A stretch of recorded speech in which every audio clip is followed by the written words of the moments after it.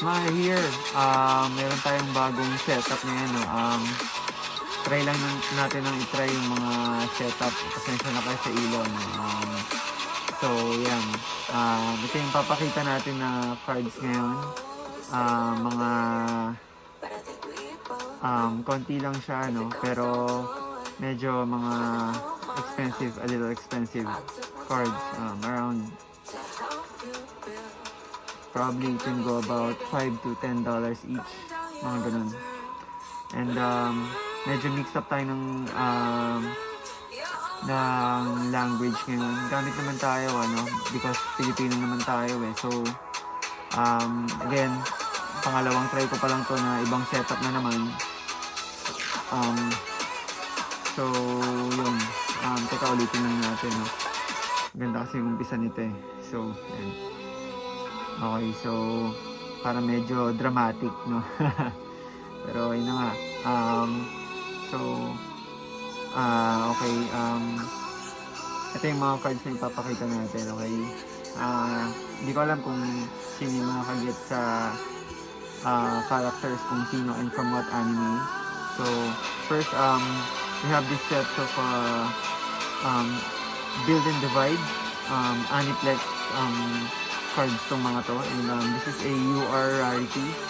So yan, sana kitang-kita sa UR rarity, ultra rare. Okay.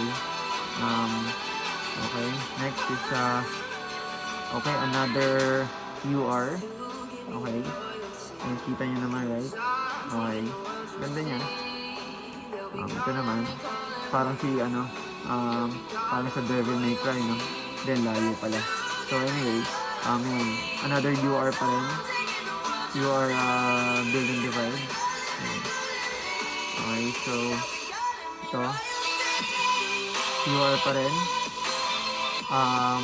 From Madoka to, Madoka, no? Madoka na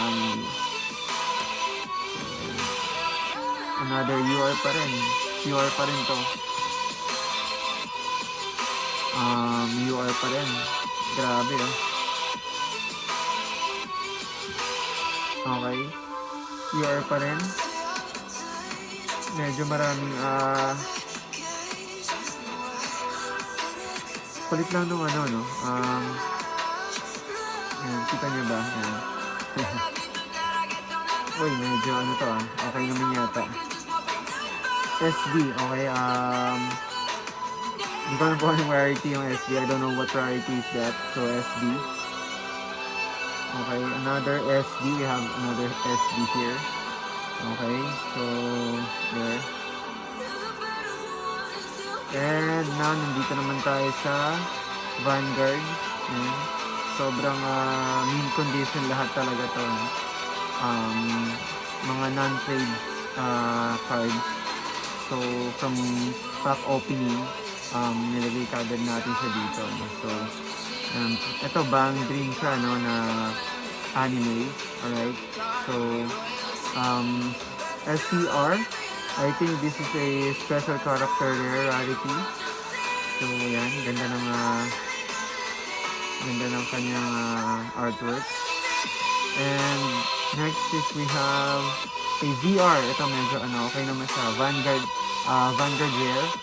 And ganda talaga niya. Okay. And we have a FVR Zanbaki. Special, I think, special Vanguard rare. Ayan, kung makikita niyo yung ganda siya. Person lalo. Okay, and SVR again. SVR ulit.